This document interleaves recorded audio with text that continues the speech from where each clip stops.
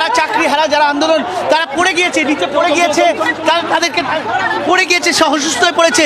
সেই অবস্থায় পুলিশ তাদেরকে টেনে হেঁচড়ে উপরে তুলছে। তুমি দেখতে পাচ্ছ সেই ছবি। এই ছবি কিন্তু গোটা রাস্তা জুড়ে একই ছবি হয়ে রয়েছে।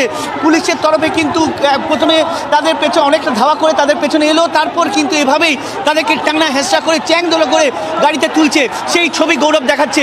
মূলত প্রথম থেকে তারা বলছিল যে তারা শান্তিপূর্ণভাবে বসে বিক্ষোভ দেখাতে চায়, তারা ডেপুটেশন দিতে চায়, কিন্তু কোনো রকম তাদের শান্তিপূর্ণ বিক্ষোভের মধ্যেই এসে পুলিশ কিন্তু রীতিমতো টানা হেঁচড়া করে তাদেরকে গাড়িতে একের পর এক তুলছে। আমি একবার যারা এখানে যারা এসে তার সঙ্গে কথা বলতে চাই। অমনি কেন করছেন স্যার? স্যার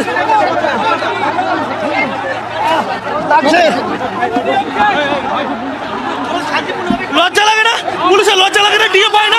3 বছর ধরে আমরা বঞ্চিত। তৃণমূলের দালাল, লজ্জা লাগে না? আমরা সরকার যেভাবে 50 শূন্য পদ দিয়ে ডিএ পায় না, পুলিশ লজ্জা লাগে না? মিডিয়া চাকরি বন্ধ করে তোলে, ডিএ পায় না। শারীরিক প্রতিবন্ধী আমাকে জোর করে নিচ থেকে তুলেছে। শান্তিপূর্ণভাবেই করবেন বলেছিলেন।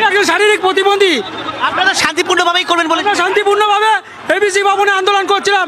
দীর্ঘ 3 বছর ধরে আমাদের দাবি দাবা মানছে না, আমাদের নিয়োগ হচ্ছে না। ইন্টারভিউ আমাদের স্বচ্ছ ওই মার্কশিট আছে, তারপরে ওই নিয়োগ দিচ্ছে না।